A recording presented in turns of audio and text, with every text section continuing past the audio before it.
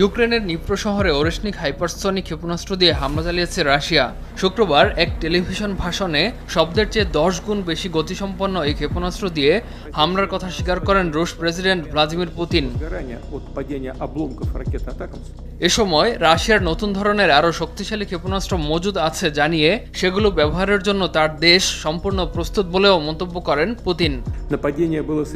ওরেশনিকের পরীক্ষা সফল হয়েছে, এটি লক্ষ্যবস্তুতে আঘাত এনেছে। আধুনিক আকাশ প্রতিরক্ষা ব্যবস্থা এমন ক্ষেপণাস্ত্র আটকাতে পারবে না। এটা আটকানো অসম্ভব, কারণ এটি পথিমধ্যে কৌশল বদলাতে পারে। এ কারণে এগুলো শনাক্ত করা ও আটকে দেওয়া বেশ কঠিন। এ পর্যন্ত এমন অস্ত্রকে পাল্টা আঘাত করার মতো কোনো ব্যবস্থা নেই। ক্রেমলিনের ভাষ্য, যুক্তরাষ্ট্র ও যুক্তরাজ্যের সরবরাহ করা ক্ষেপণাস্ত্র দিয়ে রাশিয়ার মূল ভূখণ্ডে ইউক্রেনের হামলা চালানোর জবাবেই হাইপারসনিক ওই ক্ষেপণাস্ত্র ছোড়া হয়েছে। এর আগে বিদায়ী মার্কিন প্রেসিডেন্ট জো বাইডেন ও তার প্রশাসন রাশিয়ায় হামলায় ইউক্রেনকে দূরপাল্লার ক্ষেপণাস্ত্র ব্যবহার করার অনুমতি দেয়। এতে ওয়াশিংটন ও কিয়েভের সঙ্গে মস্কোর উত্তেজনা বাড়ে। মার্কিন প্রতিরক্ষা দপ্তর বলছে, পারমাণবিক অস্ত্রের ঝুঁকির আসে নিয়োজিত চ্যানেলগুলোর মাধ্যমে রাশিয়ার ওই ব্যালিস্টিক ক্ষেপণাস্ত্র ব্যবহার করার বিষয়টি সম্পর্কে জানতে পেরেছে তারা।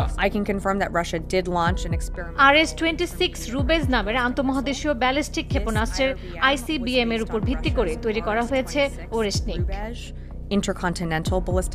ওরেশনিক আসলে কি? রাশিয়ায় ওরেশনিকের অর্থ হ্যাজেল ট্রি, যা বিশেষ ধরনের একটি বৃক্ষ। এটি নতুন এক মাঝারি পাল্লার ব্যালিস্টিক ক্ষেপণাস্ত্র। পারমাণবিক অস্ত্র বহনে সক্ষম এটি। এর আগে বিষয়টি জনসমক্ষে কখনো প্রকাশিত হয়নি। শুক্রবারের টেলিভিশন ভাষণে রুশ প্রেসিডেন্ট ওরেশনিক ক্ষেপণাস্ত্রের উৎপাদন চালিয়ে যাওয়ার নির্দেশ দিয়েছেন। বিশ্লেষকরা বলছেন, রাশিয়া এখন প্রতিশোধ গ্রহণের মনোভাবে রয়েছে। এই হামলার মাধ্যমে রাশিয়া ইউক্রেনের প্রতি সতর্কবার্তা দিচ্ছে।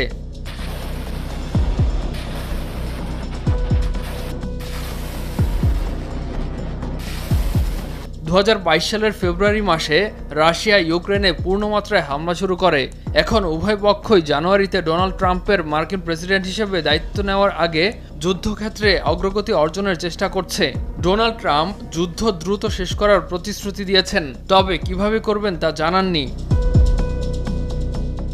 এদিকে মস্কো বলছে, যুক্তরাষ্ট্র ও এর মিত্রদের কর্মকাণ্ডের উপর ভিত্তি করে এ ধরনের মাঝারি ও স্বল্পপাল্লার আরও ক্ষেপণাস্ত্র মোতায়েন করা হবে কিনা সে বিষয়ে সিদ্ধান্ত নেবে রাশিয়া। ইমতিয়াজ আহমেদ, RTV।